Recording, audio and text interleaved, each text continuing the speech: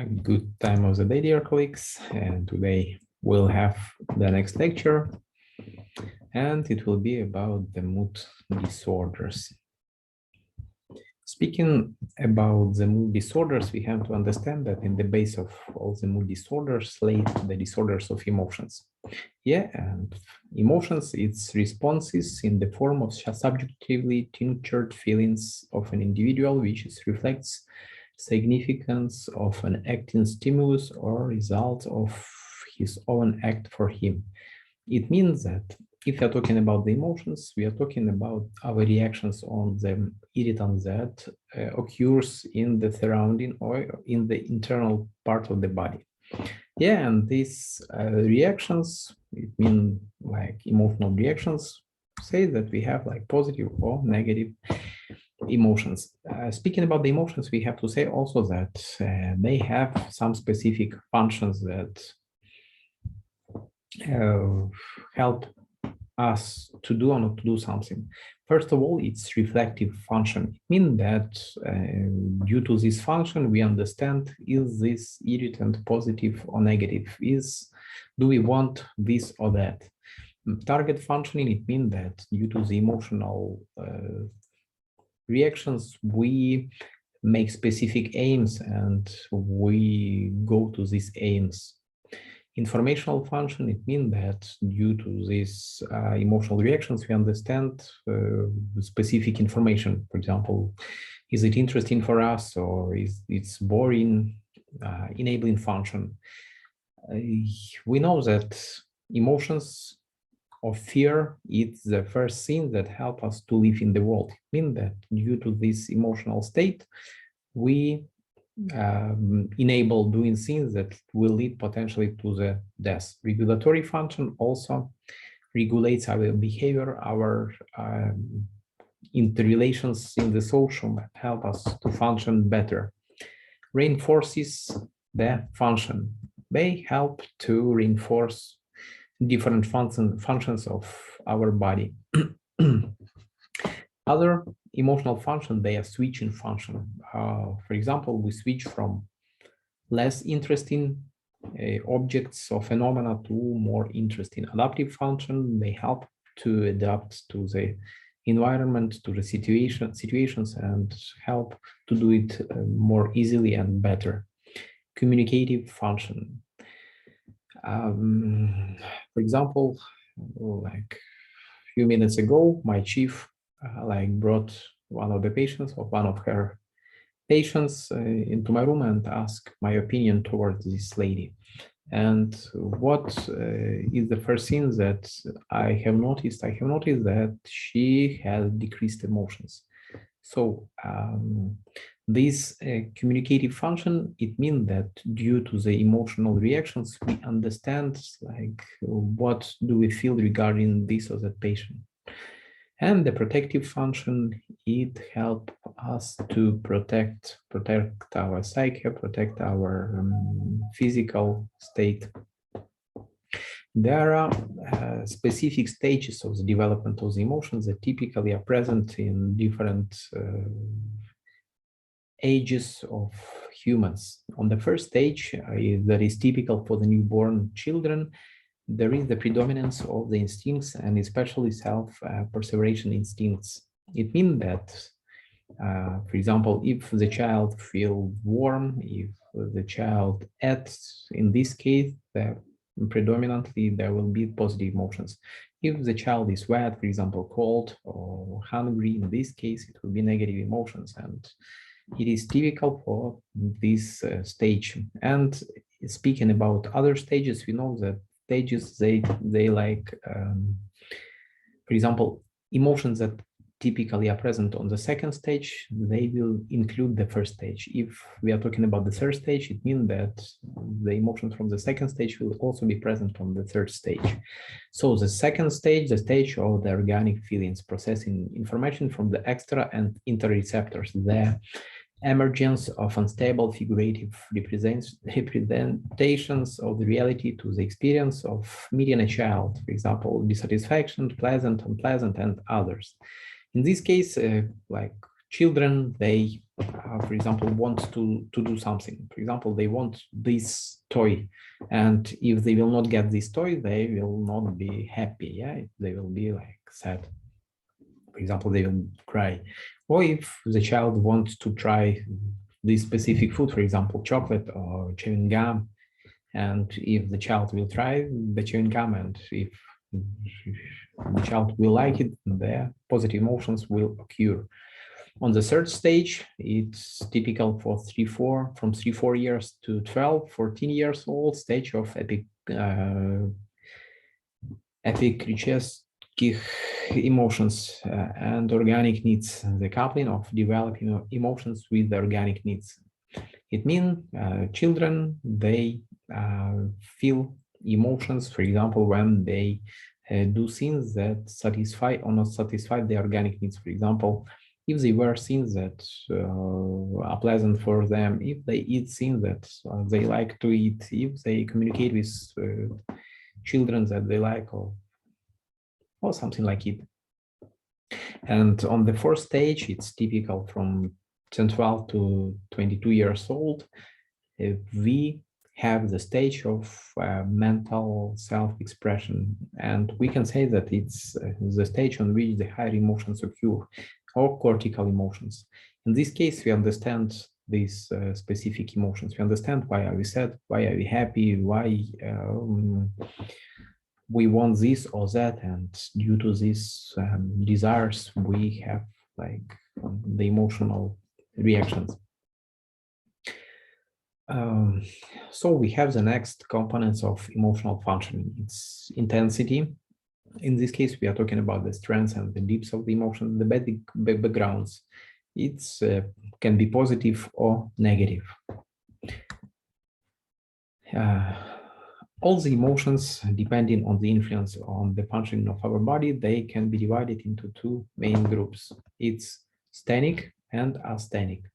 Speaking about the sthenic emotions, we can say that this group of emotions, they increase the functioning of the body, increase the potential good functioning of the body. It means that if we have these emotions, our body works better. We can be more productive, we can be more effective, and as a rule, in this group, we have positive emotions. Speaking about the asthenic emotions, they are opposite to the sthenic.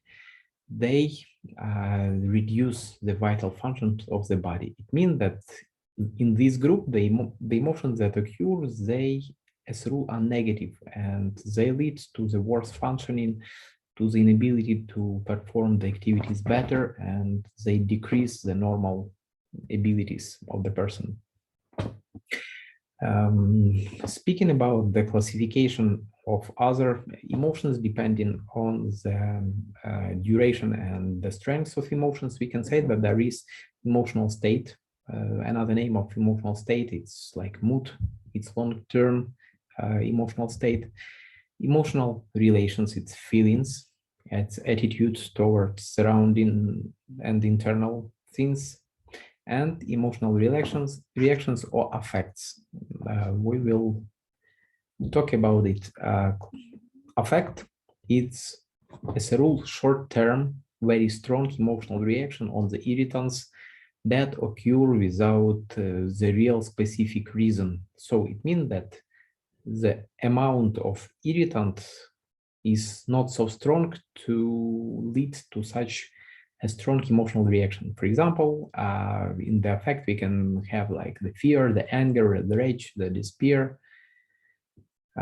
So these strong emotional reactions, they as a rule are connected with the work of the internal organs and the muscle functions. It means that the person become more active, and the functions of the body begin to occur more strongly.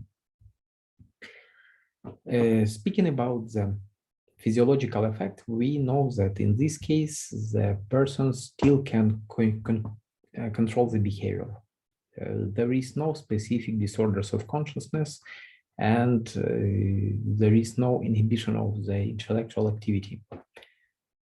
Pathological effect, it's like state that is characterized by the disorders of consciousness. As a rule, we are talking about the nerving of the consciousness and inability to control the behavior.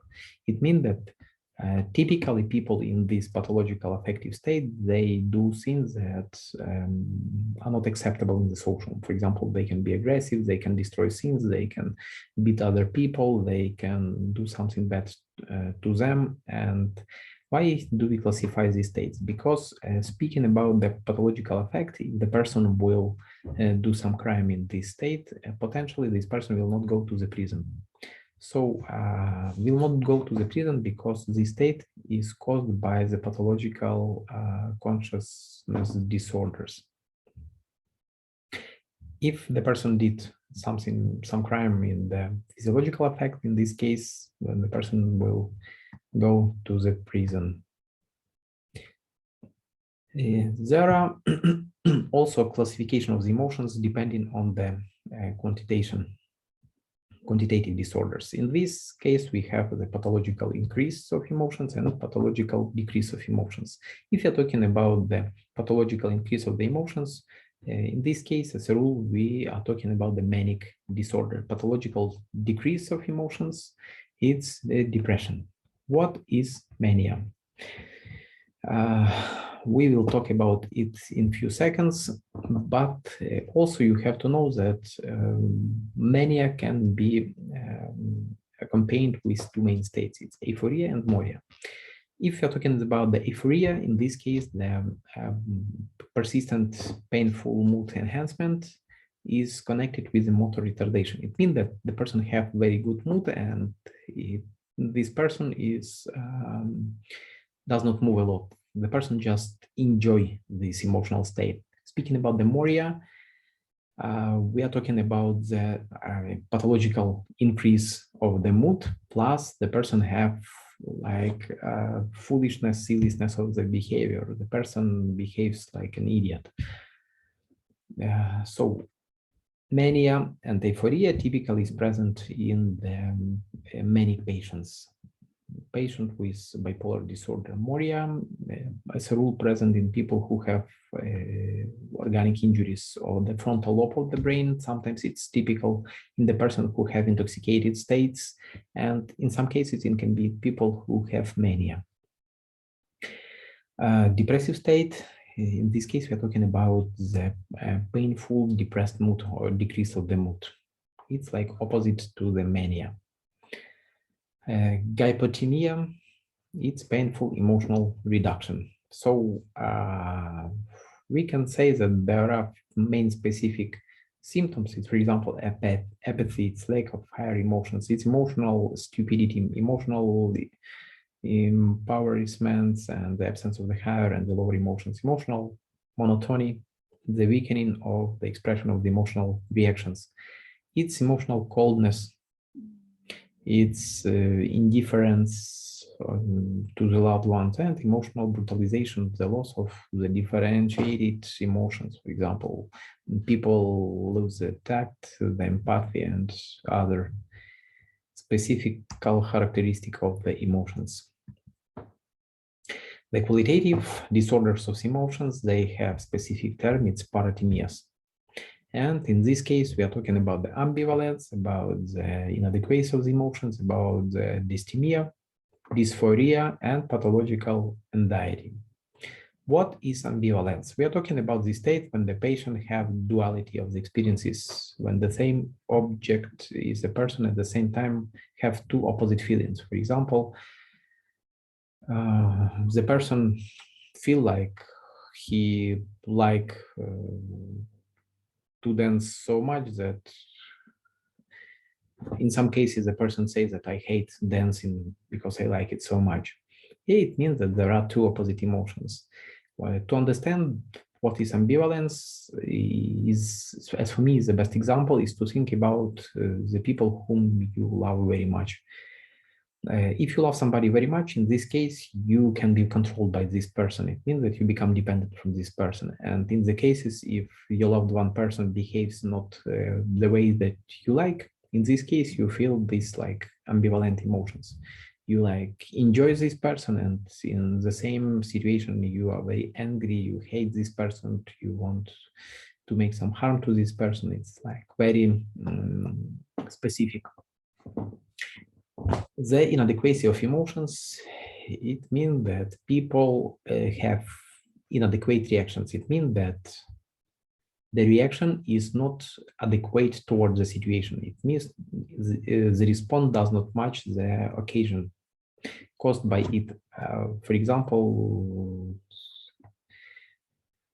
people can be, for example, happy when something bad is happening, or the person is very sad when somebody feel positive emotions. It means that emotions become inadequate in these cases.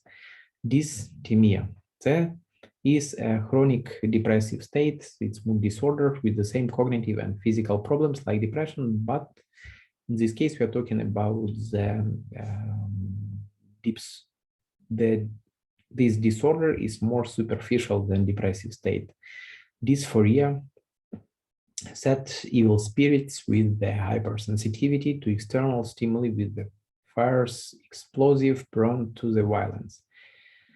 A few years ago, one of our teachers took the students to the close psychiatric department, and they were talking with the patient. The patient who were talking with the patient 100 times, and it's the patient who is treating in the mental hospital for years, and we know this patient very well. And during the conversation with the students, this patient become aggressive, inadequate, conflicting, explosive. Yeah, it was not typical for this patient, but this patient has epileptic disease, and we classify this disorder that occurs when students were talking with this patient as dysphoria. Hey, it's good that the teacher was with the students and nothing bad happened with the students and with the teacher. So this patient could harm somebody. So we have to remember that people that suffer from the epileptic disease can have dysphoria.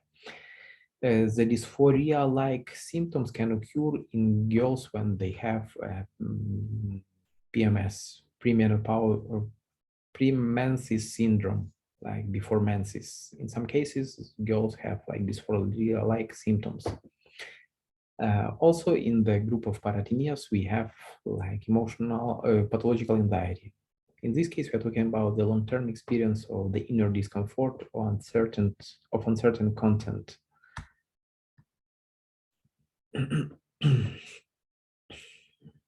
There are three main affective syndromes. It's depressive, it's manic, and dysphoric. Speaking about the depressive syndrome, we have to say that there are three main symptoms. First of all, we are talking about the decreased mood. The second one is decreased speed of thinking, and the third one is motor retardation. So emotional and psychomotor retardation is typical depressive trait.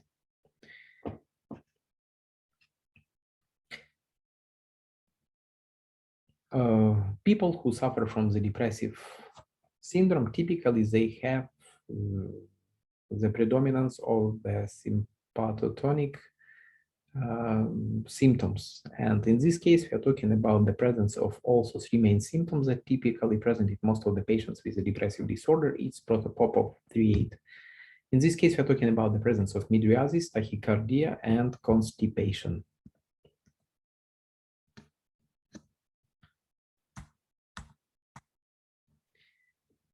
There are different clinical variants of the depressive syndrome. It's anesthetic, it's phobic, it's anxiety, it's agitated depression, depressive stupor, psychotic depression, mask depression, and subdepression. We were talking about these specific depressive variants on the topic of disorders of emotions, but still I want to tell you a few words about about these subtypes of the depression. Anesthetic depression is characterized by the inability to feel emotions. So people with depression, in some cases, they does not feel any emotions, positive and negative, but mostly they don't feel positive ones. With phobias, it means that they have also phobic symptoms. They are scared to go anywhere without other people because they think that they can die. They think that they cannot do things properly, that they cannot buy, for example, in the shop some things that they need, and other specific phobic symptoms. With anxiety, it means that depressive accompanied with the anxiety that does not give ability to the person to relax. Agitated depression, in this case, the person cannot sit still. All the time the person have feeling of restlessness. The person wants to walk, to go, cannot lay, cannot sit, just moving all the time. Depressive stupor, when the person is sitting, looking into one point and does not react on external stimuli. Psychotic depression is characterized by the presence of hallucinations and delusions. The statistics say that more than 40% of severe depression, they have psychotic symptoms, and these psychotic symptoms, they are delusions and hallucinations, as we told before. Mask depression is also one of the type of depressions that you will meet even if you will not work as a psychiatrist. In this case, we are talking about the specific symptoms that are somatized. What does it mean, somatized? It means that there are no specific depressive symptoms in the clinical picture of it, but there are somatic symptoms. For example, headache, stomach ache, problems with constipation, problems with genitourinary sphere, and other ones. It means that no specific symptoms of depression, but presence of somatic symptoms. And there is one feature that give ability to understand that it is depressive mask. If you treat the symptoms, for example, the stomach ache with some medications that typically help, and they does not help, in this case, you have to think about the mask depression. Antidepressants as a rule work in these cases. And subdepression, it means that there are symptoms that cannot be characterized as depression, but still the mood is decreased. The person is unable to perform normal activities. Another syndrome that we will talk about is manic syndrome. You have to understand that in the base of most of affective disorders, there are two main symptoms. It's manic and depression. So about depressive one we talked, and about the manic one we will talk right now. Manic syndrome is characterized by the presence of three opposite symptoms that were in the depression. It's increased mood, elevated mood, it's motor activity that is increased, and it's mental activity that is increased. And also these people can have like increased instincts, it's food, sex, they are very communicative, they does not have complexes, they need less sleep, they are overactive, they can do a lot of things in one time, and they does not feel that they need to relax. Manic syndromes have also specific clinical variants. It's with aphoria, with moria, with irritability, unproductive, and psychotic. So euphoric type of mania is characterized by the presence of pleasure that is present in all the life. It means that the person just enjoy being in this state. Moric mania is characterized by the foolish, stupid behavior and the mood is increased in this state. With irritability, most of the patients that come into our hospital with manic state, it's people who have manic irritability. Irritability leads to the inability to communicate with people normally, and it leads to the conflicts. And these conflicts lead to the hospitalization of the patient. Unproductive manic state, when people start doing a lot of activities in one time and they don't finish any at all, and it leads to the total problems in their life. And psychotic mania, it's characterized by the presence of the delusions of grandiosity as a rule, of poverty, of specific abilities, and also typically hallucinations can be present in the psychotic manic state. So irritability, maliciousness, dissatisfaction accompanied by the aggression and destructive actions. It's symptoms that typically are present in people who have dysphoria. Dysphoric reaction and dysphoric background, they are two types of dysphoria. Dysphoric reaction, it's when the patient have inadequately active aggressive reaction on the irritant, and dysphoric background, it means that the patient is all the time irritable, unable to relax, and have a feeling like he wants to destroy everything around the patient. As a rule, it's typical for the patient who have epileptic disease. So, speaking about the definitions, we have to understand that there is mood and there is affect. Mood, it's sustained emotional attitude, typically garnered through the self-report. And affect is the way the emotional state is conveyed. It relates more to other perception of the emotional state and responsiveness.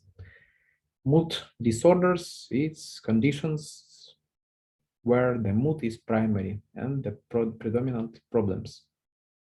So mood, it's your attitude. Affect, it's things that can be noticed by surroundings.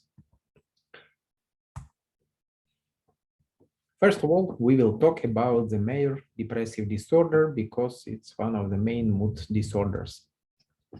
Speaking about the World Health Organization, depression is the fourth in the list of the most urgent health problems worldwide. Major MDD, major depressive disorder among adults, it's typically occurs from 20 to 40 years. The lifetime prevalence is near 16.5% of all the population. And we know that from 10 to 25% of women and from 5 to 12% of men, they will have MDD.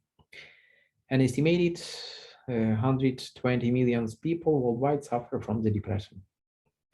We know that there are specific risk factors. It's age, initial onset is most common among the young adults. Socio-economic status, people from the lower down the socio-economic ladder, they are the high risk of those who are better off. It means that poor people, they have more depressive disorders. Marital status, people who are separated or divorced have higher rates than married or people that have never been married. There are specific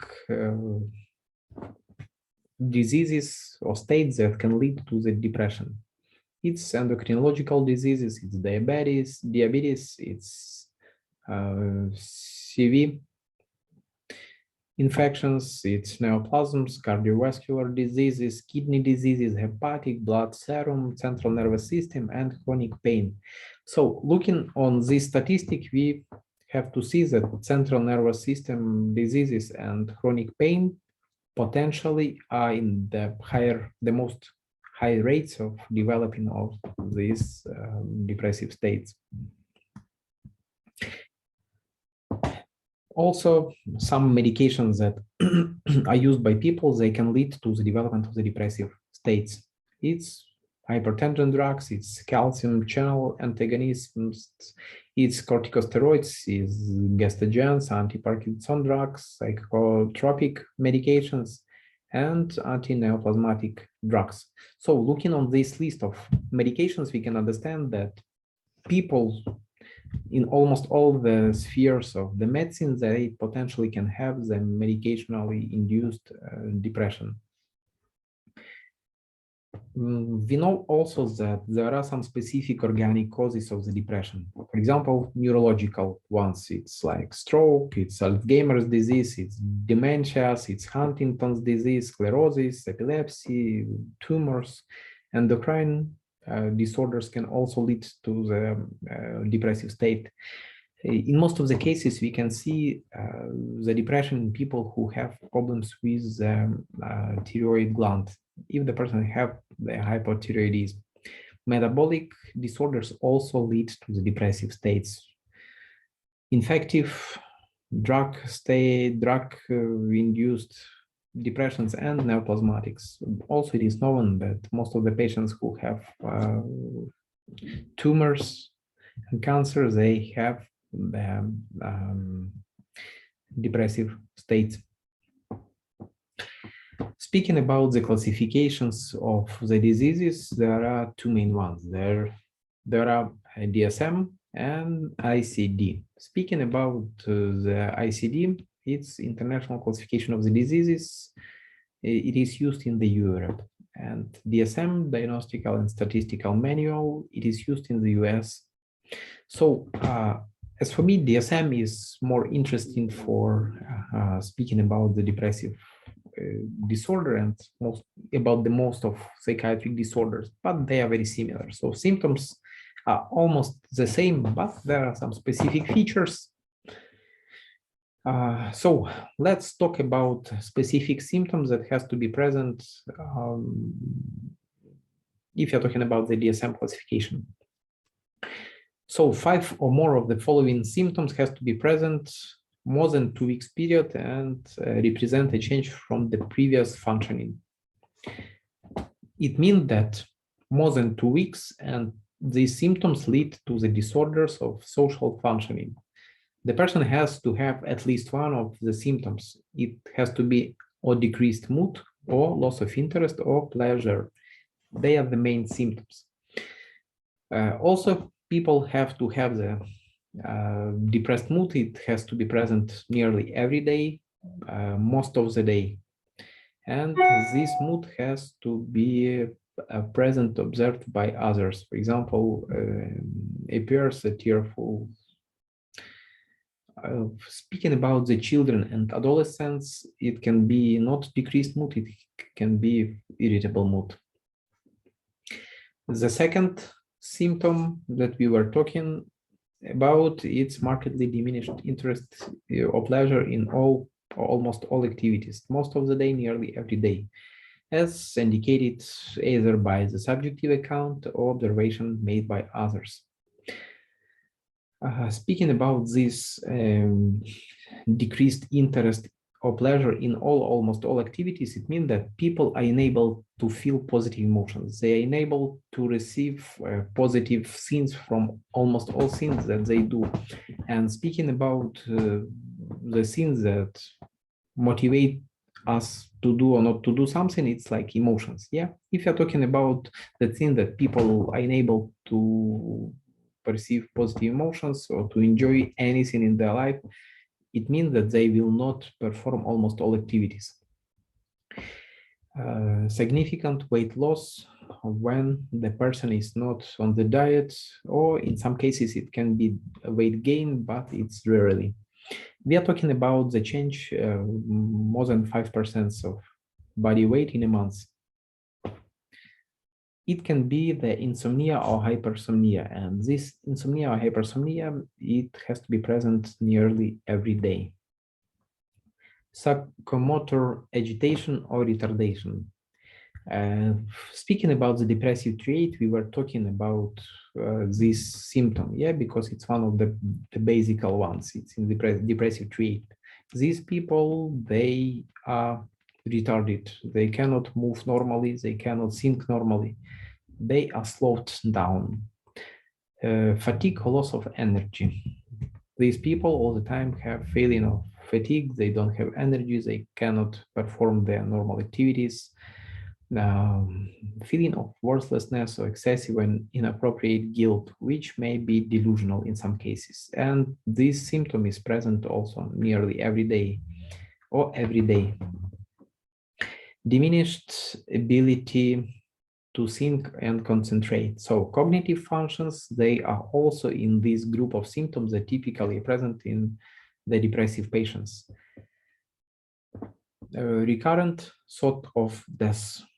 So suicidal thoughts, also one of the main symptoms of depression. It can be not even thoughts, it can be the suicidal attempts or plan, for example, so to perform the suicide. So these symptoms that we were talking about, they does not meet the criteria for the mixed episode. What is mixed episode we will talk about later, but now I can tell you like few words that mixed episode, it's episode that typically connect the manic and depressive symptoms together. The symptoms cause clinically significant distress or impairment in the social, occupational, or other important areas of functioning. The symptoms are not caused by specific use of substances, for example, medications, for example, narcotics or drugs, or general medical condition, for example, hypothyroidism, like decrease of the amount of the thyroid hormones. So the symptoms are not better counted by the bereavement, for example, after the loss of the loved one. The symptoms persist for longer than 2 months or are characterized by the marked functional impairment, morbid preoccupation with the worthlessness, suicidal ideation, psychotic symptoms, or psychomotor retardation. So looking on these symptom complexes, you have to understand that depression is a huge problem. And for example, scientists say that till 2025, it will be #1 in the whole world by the disabilities in the world. It means that it's disease that potentially have very high risk of disadaptation of people who suffer on it. Speaking about the symptoms of depression, we can classify them into a few specific groups. It's vegetative symptoms, it's physical, it's impulse control, it's behavioral, and cognitive.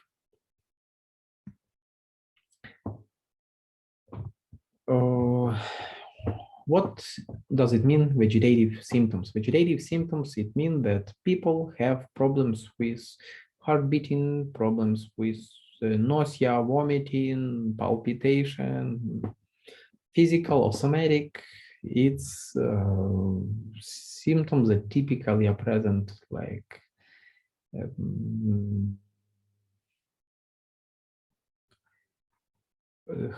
heart pain, stomach pain. It can be inability to move by feet because they are aching. It's problems with the impulse control. It's problems with the behavior, as we told. These people, as a rule, they does not do anything. They stay at home. They can lay in the bed during the days. They are not communicating with other people. They have cognitive disorders, like they unable to concentrate, they are unable to think, and they are unable to perform their routine activities, like when they are working. What symptoms can help us to understand that the person have the depressive disorder? If you're talking about the appearance, it's mimical facial expression. So in this case, we can notice that the person have the decreased emotions. Its voice and statements, they are also very specific. The voice is low, the person is speaking quietly, slowly, and there is no emotional movements of the voice. And movements and body position is also seen that help us to understand that the person have depression. As a rule, people are retarded. They are sitting and looking into one point. The shoulders are down. They don't move a lot.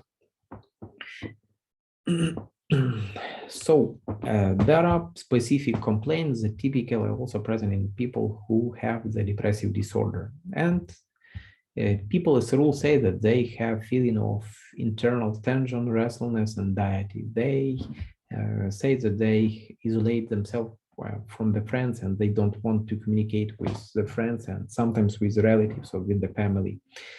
Interrupted sleeping or early waking up. They have the bad frame of mind in the mornings. They have the loss of appetite, loss of weight. Many somatic complaints can be present in these people, and people are talking about them. They have constant feeling of being tired. They say that they don't have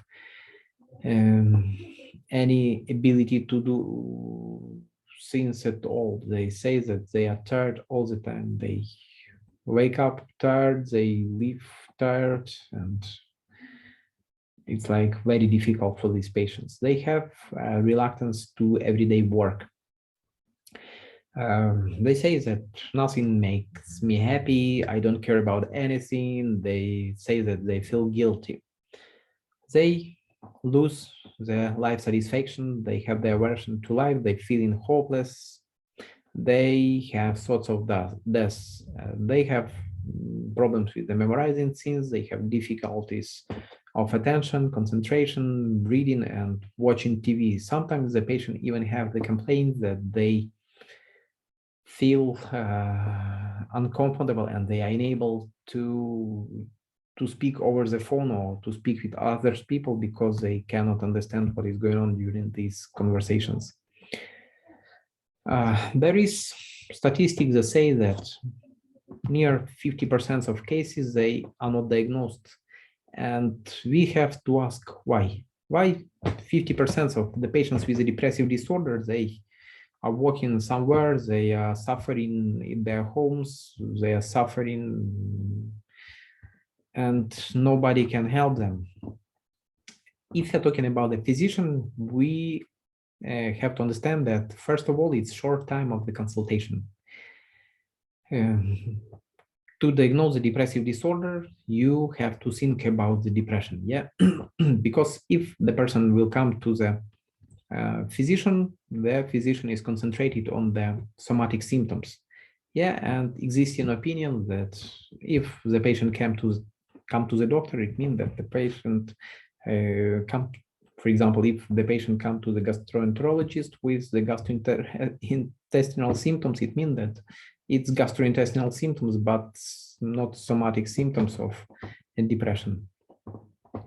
Speaking about the cases that are not diagnosed by the patient, from the patient's side, we can say that the patients are also there concentrated on the somatic disorders. Nobody wants to be mentally ill, and it's also one of the problems. Stigmatization of the psychiatric disorders and patients. So people think that they are somatically ill and nobody wants to be mentally ill. Psychiatric disorders, it's like a stamp that you are not normal. Difficulties in recognizing the depressive symptoms. For the patient, it's very difficult to understand that it's depressive symptoms. Overlooking of depression in those known to have a physical illness, and blaming depression on circumstances regarding it as understandable. Most of people who have like mental disorders, they say that this mental disorder is caused by specific things. For example, I have this disorder because I had problems on my job, because my boyfriend or girlfriend left me, because somebody died, because I had a car accident and something like it. So people are blaming depression on bad circumstances. Speaking about the major depressive disorder, there are like two main groups of these depressive disorders. It's depressive episode, it means that it's one, and recurrent depressive disorder. What are the symptoms of depressive episode?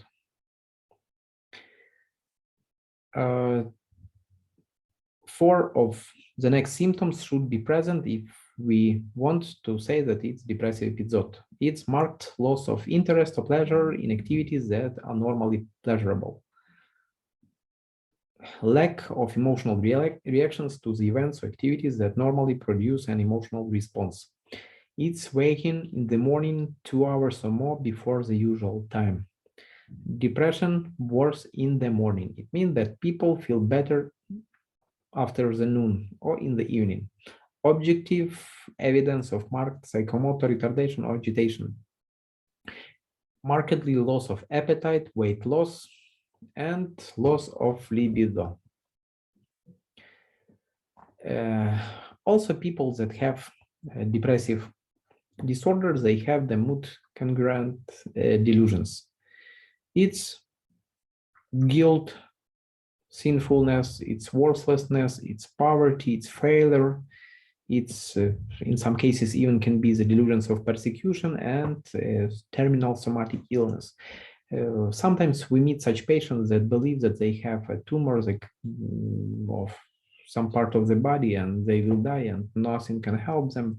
Most of these people that have severe depression, they don't believe that they can feel better. They don't believe that something good in their life will happen next, and they are suffering from it very much. We were talking about the mask depression, and speaking about the picture of mask depression, we can say that there is a typical clinical picture of the depression. For example, these people can have the pain masks. For example, tension, headache, joint pain, the neuralgias can be present in these people. Vegetative and psychosomatic masks, for example, pseudo angina pectoris, it's like pain in the heart of the person. It's motoric impairment of gastrointestinal system. It's spastic states of bile ducts. It's restless leg syndrome, skin itch, and pseudoanorexia, a lot of weight. A typical clinical picture of depression can be also accompanied with the impairment of the biological rhythm. It can be insomnia, it can be hyposomnia, and it can be hypersomnia.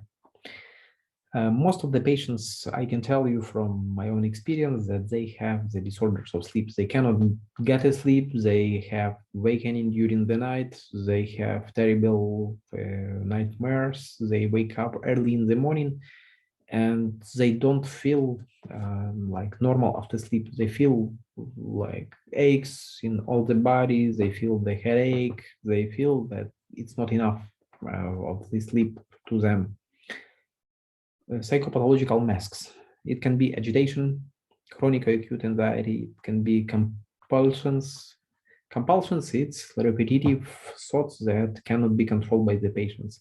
And what is interesting, these thoughts, they occur again and again. The person does not want them. The person understands the stupidness or foolishness of these thoughts, but still they exist. It can be the behavioral masks, for example, periodical alcohol abuse. It can be periodical drug abuse. We have a lot of patients that use psychoactive substances, and we think that they are dependent. But when we will take the normal anamnesis, we understand that it is caused by the mood disorders. So now we will talk about the recurrent depressive disorder. In this case, we have to say that there has been at least one previous episode, mild, moderate, or severe, lasting minimum of 2 weeks and separated from the current episode by at least 2 months, free from any signs, mood symptoms. It means simple mood disorder and recurrent mood disorder. Recurrent if we have like minimum 2 mood episodes with the duration of minimum 2 weeks, and with the separation between them minimum 2 months. At no time its past has been an episode meeting the criteria for the hypomanic or manic episode. It's also one of the criteria that can say that it's recurrent depressive disorder. Most commonly used exclusion criteria. The episode is not attributed to the psychoactive substances or any organic mental disorder.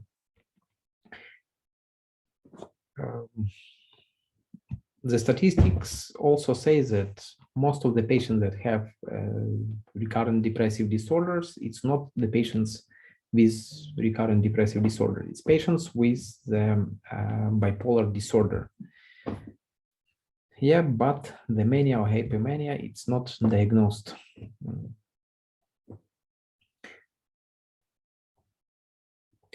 If you're talking about the recurrent depressive disorder, we have to say that these people, as a rule, have a lot of mood disorders like depressive states in their life, and as a rule, they suffer very much from from them. They are moderately severe. They have the beginning, as a rule, the beginning of this recurrent depressive disorder is after 50th decade, the fifth decade, and typically these episodes, they last between 3 to 12 months. It's the median duration is about 6 months.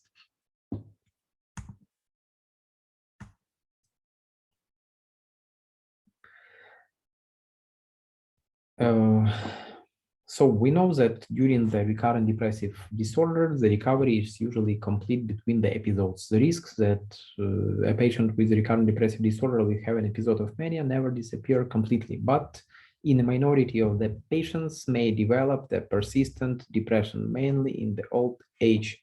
If a manic episode does occur, the diagnosis should change to the bipolar affective disorder. You have to remember about it. If the patient were active in some periods of time, if the patient were over happy in some periods of time, if the patient was very communicative and everything was good in some periods of life, in this case, we are talking about the bipolar disorder. So another group of disorders, it's manic states or manic episode. 3 degrees of severity are specified here, sharing the common and underlying characteristics of the elevated mood, increase of the quantity and speed of physical and mental activity. All the subdivisions of this category should be used only for a single manic episode. If previous or subsequent affective episodes, depressive, manic, or hypomanic, the disorder should be coded under the bipolar affective disorder. We know that the onset occurs most common between the age of 15 to 30 years, but may occur at any age from the late childhood to the 7th or 8th decade. But the statistics also say that in most of the cases, it starts till 20s. Hypomania. It's persistent, mild elevation of mood, increased energy and activity, and usually marked feelings of well-being and both physical and mental efficiency. If you will ask the average psychiatrist which state is the best to have from the mental disorders, you can believe me that most of the psychiatrists will say that it's hypomania. It's because of the presence of positive symptoms. Positive, like it's means that symptoms that potentially lead to the better functioning. It means increased mood, increased speed of thinking, increased motor activity, a lot of power, hypercommunication, decrease of ability, decrease in needing food, in sleep. So these people become like superhumans. And what is interesting in people who have hypomania, as a rule, they don't have the irritability, the unproductive states, they don't have states that potentially will lead to the hospitalization. It means that they live in like fantastic super state. So these people have the increased social abilities, they have the talkativeness, over familiarity, increased sexual energy, and decreased need for sleep are often present, but not to the extent that they lead to the fear disruption of work or result in social rejection, as we told. Irritability, conceit, and bullish behavior may take the place of more usual euphoric sociability.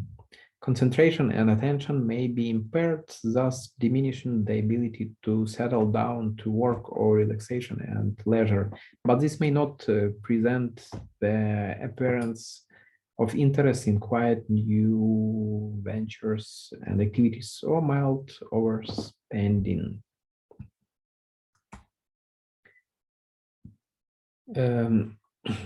Mania with psychotic symptoms. It is typical inflated self-esteem and grandiose ideas of illusions. Irritability and suspiciousness sometimes can develop in these people. In severe cases, the grandiose or religious delusions of identity or role may be prominent. Flights of ideas and presence of speech may result in the individual becoming incomprehensible. Severe and sustained physical activity and excitement may result in aggression or violence. Neglect of eating, drinking, and personal hygiene may result in dangerous states of dehydration and self-neglect. Mood congruent delusions, for example, sometimes it can be grandiose delusions, great wealth, extraordinary abilities or power. We know that nearly 75% of all the patients with manic state, they will have the delusions. Somatic and organic factors, they can also lead to the mania. We know that some pharmacological medications can lead to the development of mania. It's corticosteroids, it's L-Dopa, it's bromocriptine, cocaine, and antidepressants. Infectious diseases, in some cases, they can also lead to the development of the manic state. It's influenza, it's different infections of the central nervous system, it can be AIDS, syphilis, hormonal disorders, in some cases, also lead to the manic states. It's increase of amount of the thyroid hormones, it's Cushing syndrome, it's postpartum period. Connective tissue diseases, for example, systemic lupus erythematosus, also can lead to the development of the manic state.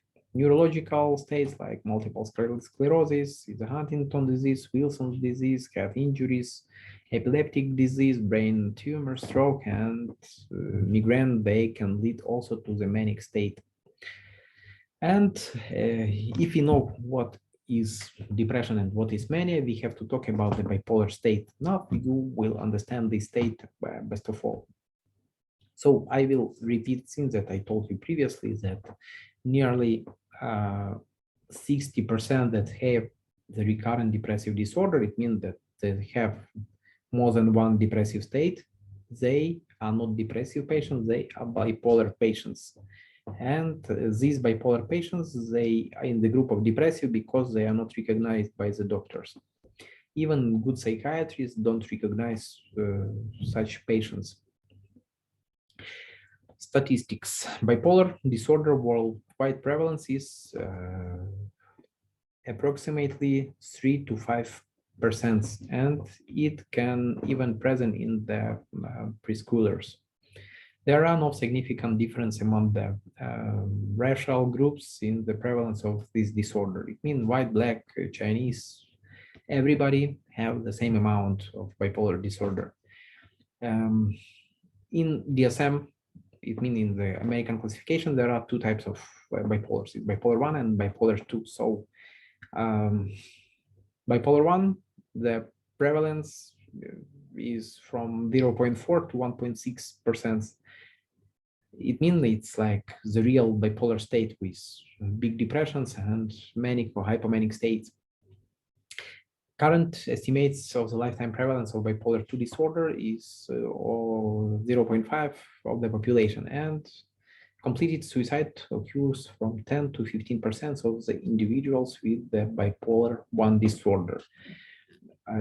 You can ask why, and I will answer you why people commit suicides. Most of the patients who have ever had the manic state, they think that this manic state, it's state that is normal for them. It means if the person in some period of time had good mood, if the person have like normal activity, communication, decreased need in food, sleep, this person believes that every day in the life has to be the same. And if the person has a normal state or depressive state, they believe that they are the worst people in the earth because they don't feel this like energy, these positive emotions like in the manic state.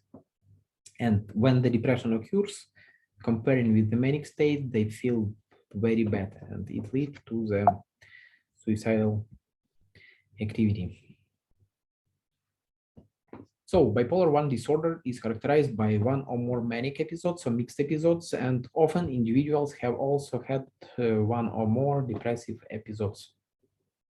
Bipolar 2 disorder, it's one or more minor depressive episodes accompanied by at least one hypomanic episodes. Bipolar 1 disorder, it's the statistics say that the average person who have the bipolar 1 disorder that is not treated by the medications will have from 8 to 10 episodes of mania and depression in their lifetime. There are specific subtypes of bipolar disorder, and it's cyclothymia. We are talking about the cyclothymia in the case if the symptoms of mania in depression is not developed so much that we can say that it is depression or mania.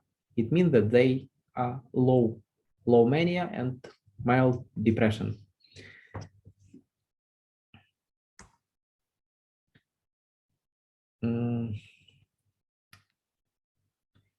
We know that treatment of bipolar disorder, of depressive disorder, or mania, it states that needs the use of families.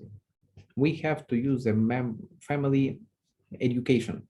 It means that we have to tell the family what does it mean to have the bipolar disorder or depressive disorder, and to explain what do people feel in this case, because most of the patients say that nobody understands me if I'm in the depressive state, because seems like nothing aches, I don't have any somatic disease, but I cannot do any activities at all.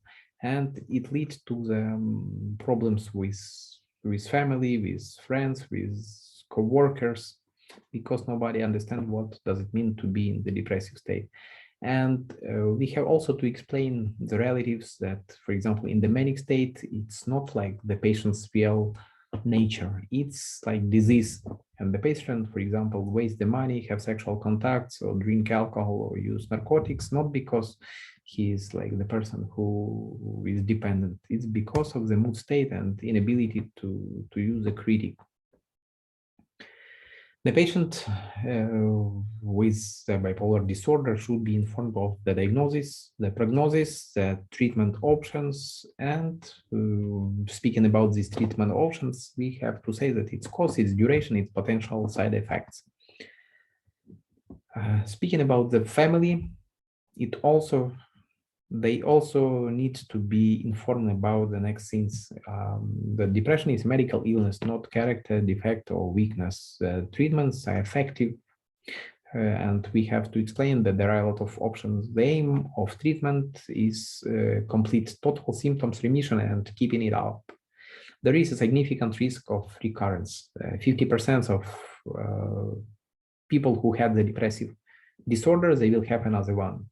And 70% after 2 episodes and 90% after 3 episodes. It means that if you have more depressions, it means that you will potentially more will have another depression. What does it mean? It means that if there is a single depressive episode, you have to treat this episode very well to reduce the next episodes.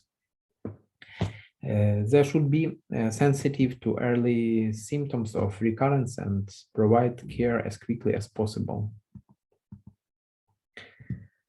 Speaking about the suicides in these people, we have to understand that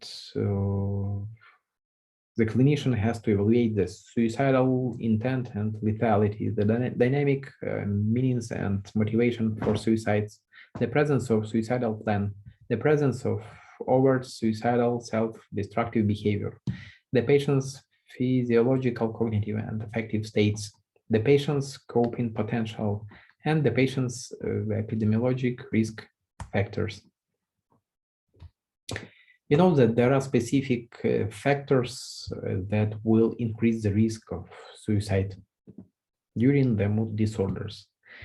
The absence of psychosis does not imply safety. The likelihood of suicide within 1 year is increased when the patient exhibits the panic attacks, the tachycardia, the anhedonia. If the person uses alcohol, the likelihood of suicide during the ensuing 5 years is increased when the patient exhibits the increased hopelessness, the suicidal ideation, and the history of previous suicidal attempts. There are other risk factors that increase the suicide. It's genetic predisposition. We know if there is family member that commits suicide, it will increase the amount of suicide in the amount of suicides in this family.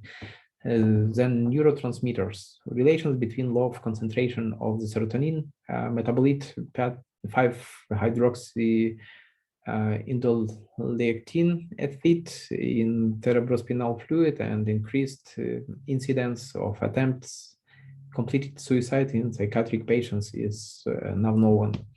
Impulsivity of the patients, it means if the patient like to perform like activities impulsively.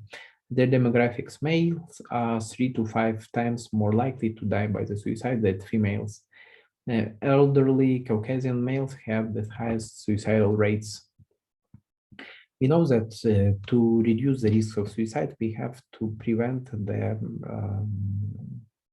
patient's ability to perform the suicide. For example, if there is a weapon, you have to hide the weapon. If you live very high, for example, on the 5th floor, 7th floor, you have to close the doors, the windows. So you have to remember about it. Concomitant risk factors of suicide, it's unemployment, it's living in the villages, it's weapon, it's poverty, it's social isolation, it's loneliness. So if the person have all these suicidal factors, risk suicidal factors, you have to think very well about these patients and you have to take care about it. Speaking about the treatment of the mood disorders, we have to understand that there are initial treatment objectives. It's symptoms remission, acute phase, and the restoration of the psychosocial functioning, acute and continuation phases. Prevention of the relapse, it's like continuation phase, and prevention of the recurrence of new episodes in the patients with recurrent depressions. For example, it's like maintenance phase. Speaking about the acute phase, we have to choose between the medications, between the psychotherapy, between the combination of medication plus psychotherapy and electroconvulsive therapy, and there is one more option, it's electroconvulsive therapy.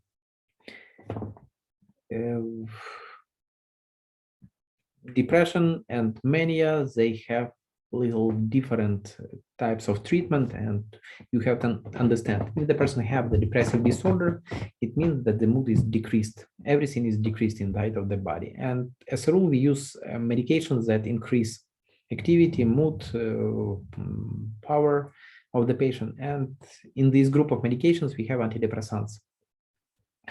The main type of antidepressants that is used in our days, it's selective serotonin reuptake inhibitors, because they have the highest effectivity and the lowest side effects. Also, the tricyclic, tetracyclic antidepressants can be used, monoamine oxidase inhibitors and double action antidepressants can be used. Also, a lot of patients that suffer from the depression, they have the anxiety.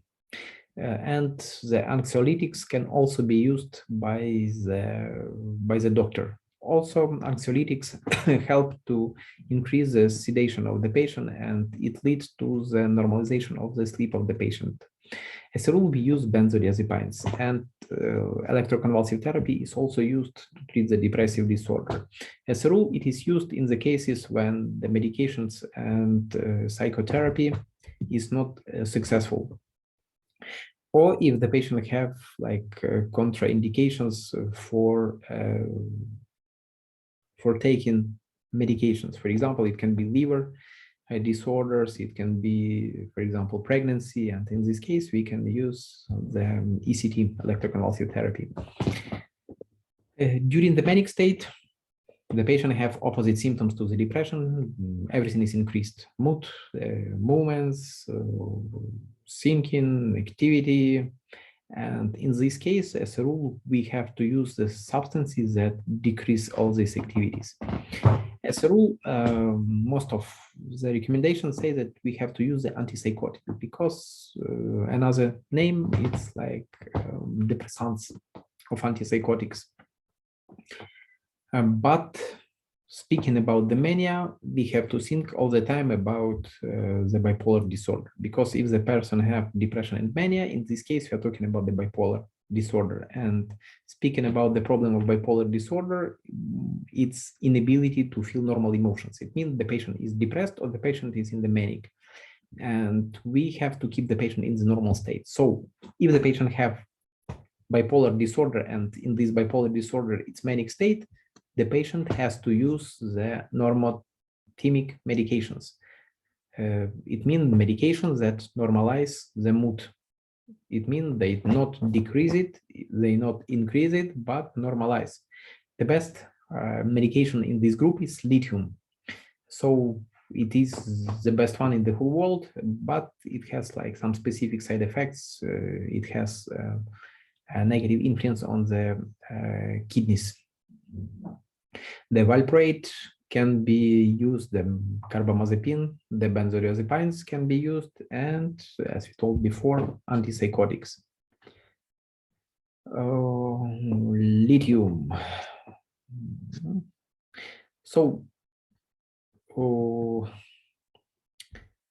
if we are talking about the treatment of depression in the bipolar disorder, we have also say one thing, that in this case, we also have to use the mood stabilizer or normotimics, and antipsychotics, lithium, valproate, carbamazepine, they are like all the mood stabilizers. But in some cases, if it is moderate or severe depression, we can use antidepressants, but they have to be used very carefully, because if the patient will use antidepressants, the state can end with the manic state, and if the patient will have manic state, as a rule, it lasts for some periods of time, and in the end of the mania, the patient goes down into the depressive state, and it means that we start the treatment from the beginning. So we have to give antidepressants very carefully until that moment when the patient feels a little bit better. So lithium, it's metal administered in the form of lithium carbonate, typically in the medication of choice for the bipolar illness. It is the most effective during the manic phase, also prevents further depressive episodes. Why? Because it's most likely stabilizes neurotransmitter and receptor systems. It prevents the large swings seen in the manic depressive cycling. Anticonvulsant medications, they generally decrease the likelihood of action potential. Next best medication of choice for bipolar illness, it includes the gabapentin, zonisamide, and topiramate. Again, works best for manic episodes, but also prevents further depressive episodes. Works for similar reasons as lithium. What about the antidepressants for bipolar? Generally contraindicated. Why? Because they may risk the manic episode, as we told. Yeah. So if we use them, we have to use them very carefully.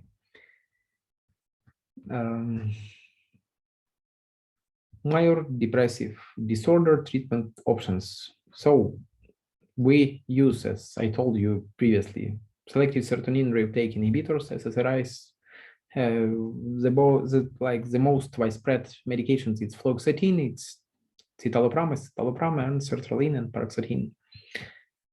In some cases, we can use a serotonin or epinephrine reuptake inhibitors. It's like groups that a little bit different because it has influence on non-epinephrine reuptake inhibition. And in this group, the most widespread medications, it's venlafaxine and duloxetine. And there are other antidepressants like bupropion, mirtazapine, trazodone. They can be also used in the treatment of bipolar disorder and depressive states. Tricyclic antidepressants, they are like the most powerful antidepressants, but they have the most of side effects. And because of it, they are used very rarely in our days. Monoamine oxidase inhibitors, they have influence on the all monoamines and they have very good results, but they have a lot of side effects. And in our days, I can say that they are not used at all. It's very, very rarely.